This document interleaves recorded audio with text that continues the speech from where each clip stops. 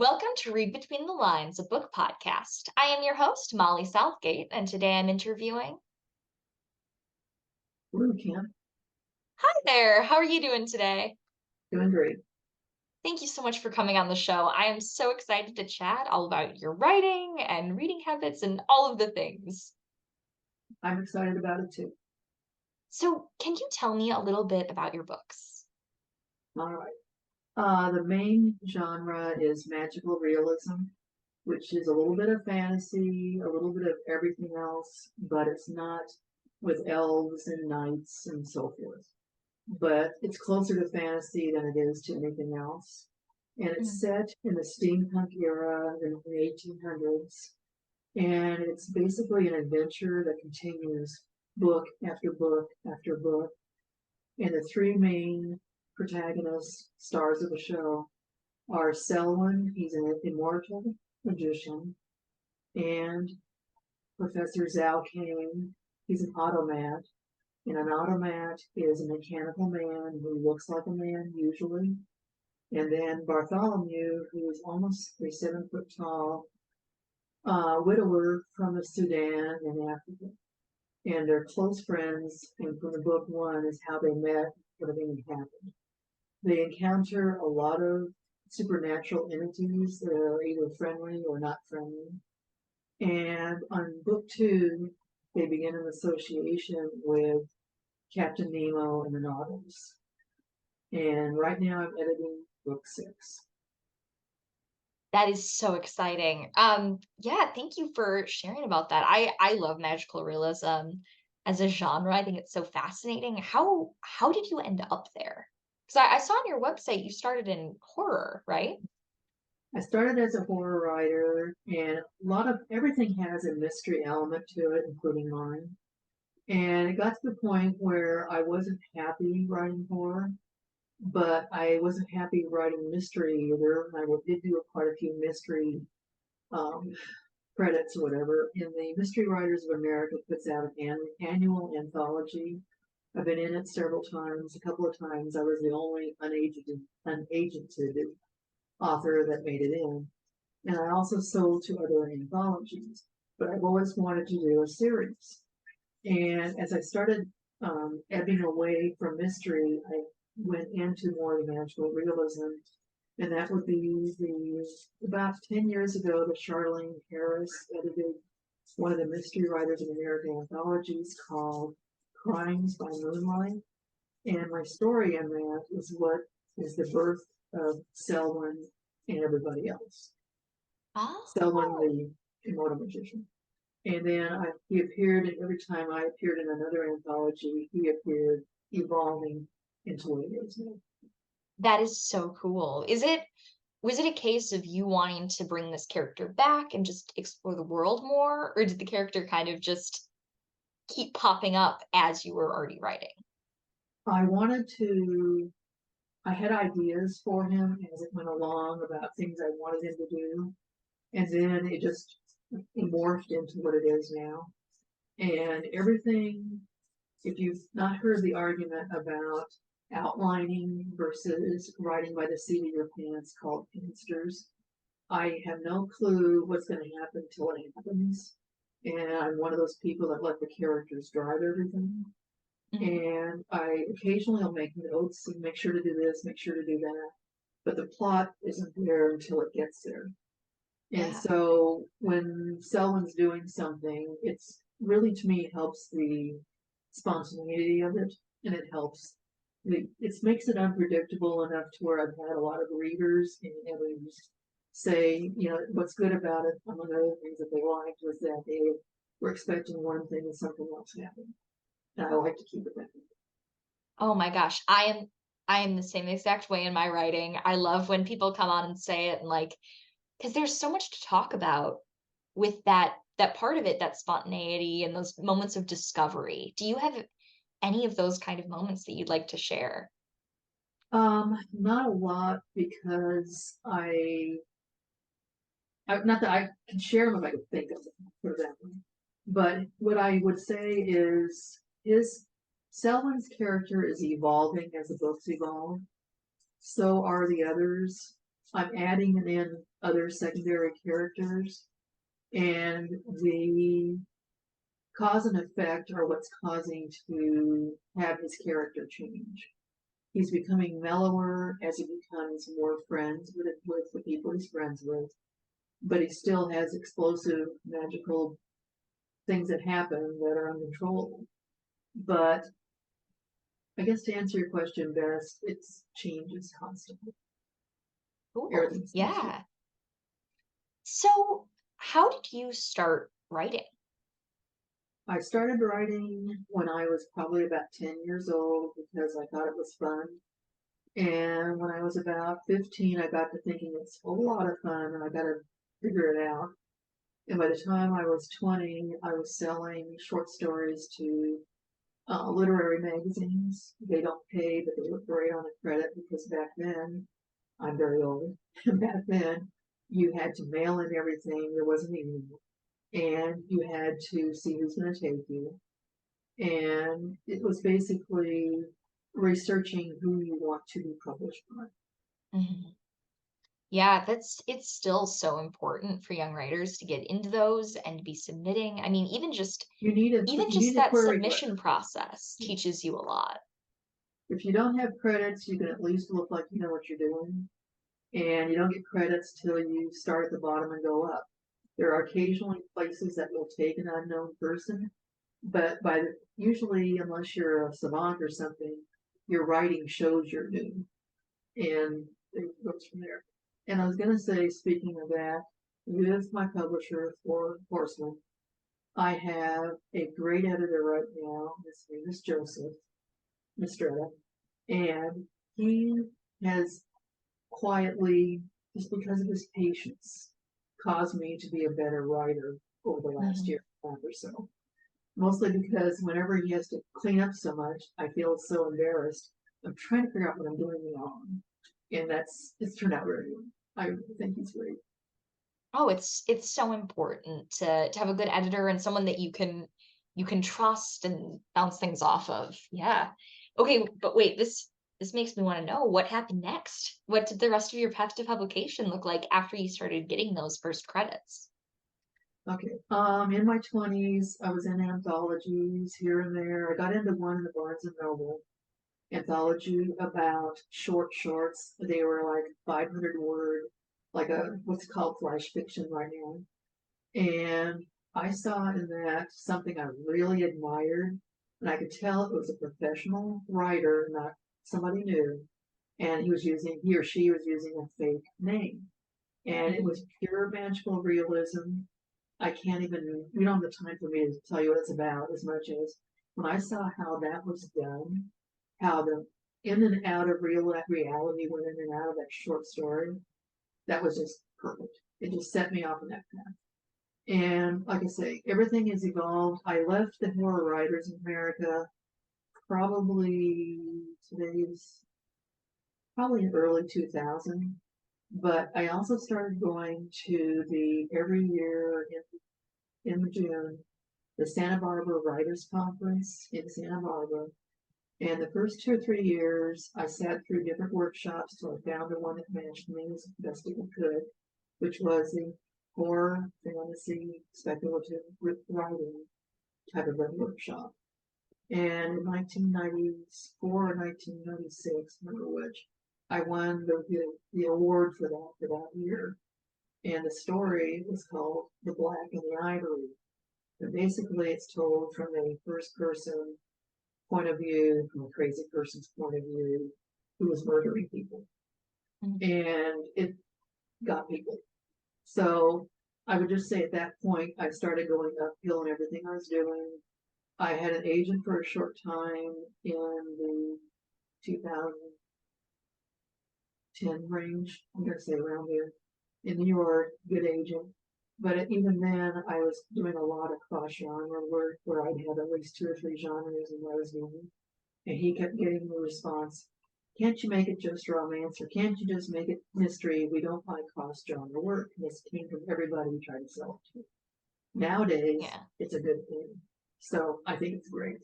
And I just added in a couple new genres in book 6. We're going to see how that turns out. That's awesome. Yeah, Well, we'll it's see. so good to see this shift for sure with the genres.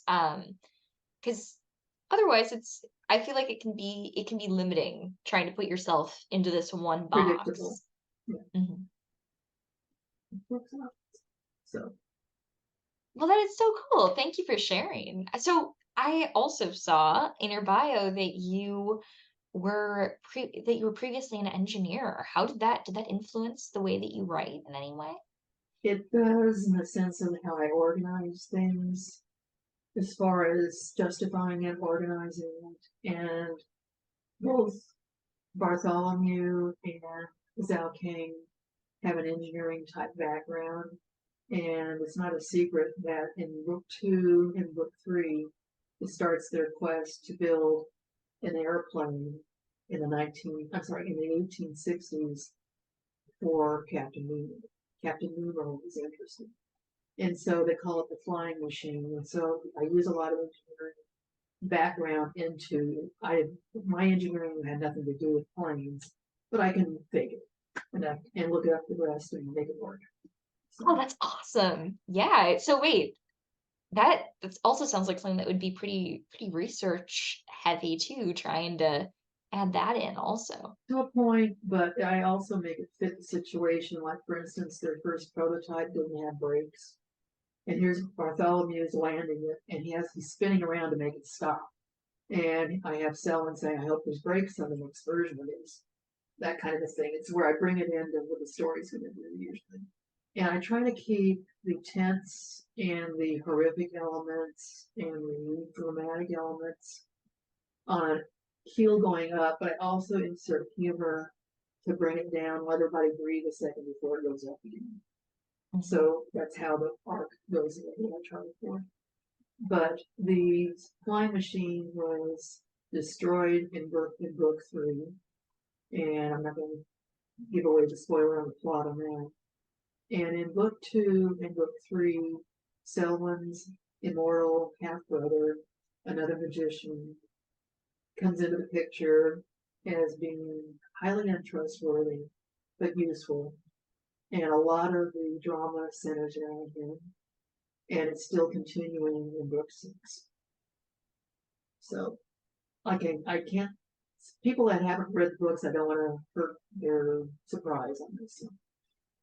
That's all really interesting though. Yeah, thank you. And I do always say we can do light spoilers, but I try to avoid them a little bit so that way people can still have those surprising moments and get that excitement. But get just a taste, you know. I now want to read these books to learn more about this flying machine. Well, Nemo's going to get what he wants eventually. We'll see. Okay. So, were these books always meant to be a series? You said earlier Yes. that you wanted to write one, but oh, okay. It when I was doing the Mystery Writers of America anthology stories, they were standalone, but they were the basis of a series. And the whole time I'm doing it, I'm thinking series. I'm thinking of what I'm going to do. And in 2018, which is the Anne Perry edited anthology, that was where you could truly see that where it's heading. I'll put it that way. Okay, yeah. That that's really interesting. I get a lot of people on the show who say that they wrote the first book and then realized there was more or got in farther or whatever. So I think I think that's an interesting kind of dichotomy there that you're more on the pantser side of things, but Totally. still have this plan. And also the 2018 anthology, which was called Odd Partners. The theme on it was that there has to be opposite that are having to be partners. Mhm. And Professor Kang's brother hires Selwyn to kidnap Professor Kang. Once they're at sea, come to find out the evil one is the brother. And so Mhm. Selwyn trades loyalties, and the story goes on from there. And the whole short story that's in the anthology is the first 15 pages of book 1 of the series. It's really It was a cool. basis. I just turned it into the basis for it. That's really cool. So, what are some things that you do to get yourself in the right headspace for writing? It has to be really good atmospheric music, Okay. and Is that with words or without words? atmospheric would be totally no words. Okay. Now, Okay. there is an exception because I like to use the theme from the Phantom of the Opera, and that Phantom of the Opera has operatic singing going on in it, but the music is loud and it's very atmospheric. When I say that, it's very, there's no, here's a chorus and here's me singing. You don't hear that. It's smoothly, it's more of a mood than it is anything else. And I also have to have fountain pens with black ink and fine tip on the fountain pens. And other than that, I'm ready to go. So do you handwrite? Yes, I handwrite with a fountain pen, first draft, everything. And then once I get it into the computer, which is immediately right after, then everything is done by the PC. So how do you make that jump to the computer? Do you have to type it in, or is there a way that you scan it? Or Well, here's a little tidbit. Okay. It's really hard on your hands to type all that in. I yeah. have voice activated software, and the current version I have is one of the newer Dragon versions. And a real big tip is never make the tutorial that bases its work on when you have a cold, because all of your words that are coming through your nose will not be said right by Dragon until you change everything all over again. And even then, Dragon and I are not friends. I've been trying, but it's better on the whole than typing it. Okay, yeah. I'm just interested because I love typing on a typewriter for certain things, and it's so hard to have to try and write it all out like that and then type it in a whole other time. Also, I think there's a Microsoft Word feature that you can have it speak it'll verbalize your document for you. And if you had Dragon going on and had them as your tutor, that's what I'm going to try next, is have Word speak the whole thing and have Dragon do it. Dragon has issues, in my opinion, with punctuation. And I Mm. don't mind fixing that, but every time I say the word Selwyn, it wants to SELL space when it doesn't, no matter how many times I teach it, it just keeps on doing it. So anyway, Find and replace is my best friend for for things like that, or when I misspell my own characters' names, which happens many control times. find is our friend too. So, That's really cool. I love hearing about people's like rituals for that and what sort of things you need. Do you have a favorite thing about writing or the writing process? I like the idea of getting your head into what you're doing. You get everything, all your senses, your head, your memory, anything that's going on extraneously out of your face, and you can dive into it. And I just love to do what I'm doing. I hate editing, but I understand it because I need it. But Mm. I'm like on the 20th editing of book 6 right now, because this was written over a period of a year and a half when I was moving and a bunch of things were going on, to where it was disjointed. The main bones of it were there, but the writing was very minimal and very much of a placeholder in most places. And just the whole thing was not smoothly done to get to the point of putting it into the computer. It's not, I have to clean the whole thing up several times over. So it's not good.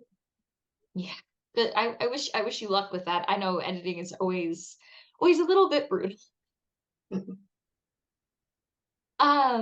Were there any characters that were harder for you to write than others while you were working on this? I would not say hard to write as much as me needing to flesh them out and recognizing it, because I skipped over where they were not fleshed out and needed to be later on when they were more on stage, and they were blanks to me and blanks to the reader if they got to that stage. So I would say getting into the head of all the main characters is easy enough, but I need to ramp up some of them more and tweak them up a little bit. Okay. How do you know? Okay, so this is a totally different question, but like, I'm just curious, how do you know when your first draft is done? Do you go based off of pages or word count? Word count's got to be harder handwriting. Or do you just kind of know naturally where the story ends and then flesh out from there? The story itself will end of what part of it I'm telling because mine is one super long story. It's Mhm. not like a mystery. By the time you find out who did it, you're done, book's over. In this case, in book one, without giving too much of a spoiler, Selwyn didn't die, but things got really bad where they were at. And so it's obviously a great place to stop the story. In book two, he's mortally wounded. And Mhm. so into book three starts with them trying to save him. So there's always a stopping point that I never recognized. But what's interesting is book four is a normal amount of information and size.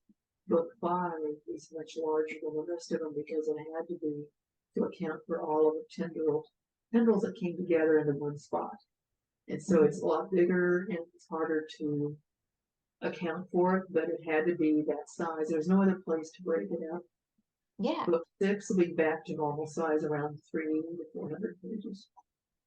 that's really interesting. Yeah, it's cool hearing everyone's process. All right, so when this episode is airing, I am sure it will still not be November.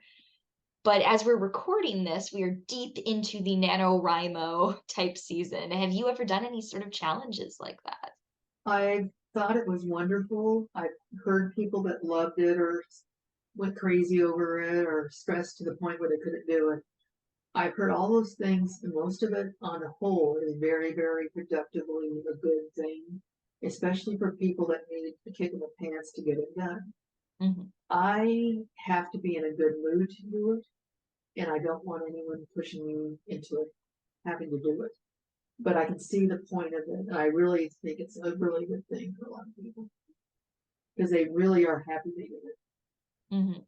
I completely get that though. The pressure around it. I'm doing soft NaNoWriMo this year, where I'm just trying to finish the book that I've already been writing, but it's not the full not the full challenge because I've been there, done that. Too stressful. Yeah, I know it's stressful for some, and other ones love the stress, and they got so proud of themselves when they're done. And if you get online and you look at it and you see, I did 1,000 words today, oh, well, good for you. You know, I'm happy you did, but are you happy you did them that way? It's the next question. In my case, yes, I can do 1,000 words a day, but how much cleanup do I need if I was just blasting through it? That'd be the next question. So That makes sense. Yeah. there are people that write perfectly good first drafts that are just ready to go. Mhm. I'm far from that. So How much like how do you approach your first drafts then? I would say wherever I left off in the previous book, in the first 3 or 4 books, I would repeat the last chapter from the previous book to settle a reader who had not read the book. And here you are in book three. What happened in book two is very necessary. So I would repeat the last chapter so they know what's going on. And to answer your question, I would take whatever was going on wherever I cut it off. There's something up in the air. There's something really serious going on. And I just start in. Mhm. Now, the book that I'm doing right now, book six, is the exception. I stopped repeating and I built into it what was going on. And I'm going to be talking with Joseph, my editor, as to is that the best. I'm like probably 75% thinking it's a good idea the way I did it.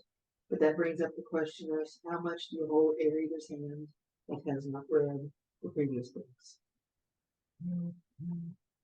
Yeah, that's interesting. I know that as a reader, I always appreciated when it was kind of woven in, but like very obvious in that first chapter if I happened to be in the middle of a series, which happened to me a lot by accident in my life. But I think that that first chapter idea is fascinating too. I hadn't heard of someone doing that before. I got complaints. There are readers on reviews who do not like cliffhangers. When they get to the end of that book, they want it wrapped up with a bow on it. Mhm. And it's not going to happen in anything I'm doing. I try to make it plain it's not happening. But there are people that do not appreciate being left hanging. Okay. To be continued doesn't work with them. And I know exactly what you're talking about too. But in my case, it's the drama itself is reached a point where I think it needs to stop and we'll start again. Repeating that last chapter is my way of doing it. Now that I've tried to woven it in, like a lot of people try to do, I have had to cut out stuff. Going, well, now I repeated that twice. Okay, I got to stop repeating it to the point where do you stop holding the hand? Where do you think that they can find the summary? I don't know. That's the struggle of being a series author for sure, is trying to figure that part out. I've actually got to the point where I've typed up a bulleted synopsis of all the books to give to people that are doing reviews for me so that they know where they're at and they don't have to wonder what's going That that is really smart. And I know that as someone, because on this show, I used to every single episode I read the book that the author wrote, and I loved it. And I read so many incredible books, and I wish I had the time to keep doing that.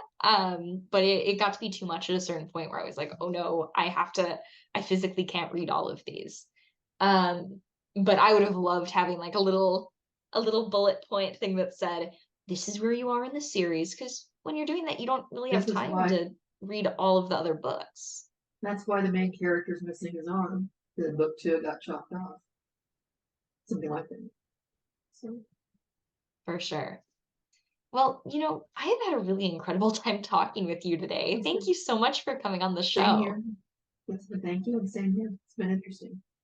Thank you. I just have one last question, and that's, what do you have coming up? Book six. Okay. Book four is coming, just came out. Book five will be January. Book six, I'm hoping to turn in. This should turn it in already, real soon. Okay. And in book five is the one that was the really big one I was mentioning. Mhm. Celwyn and company are chasing a boat full of pirates from England all the way to Singapore and beyond. And along the way, a lot happens.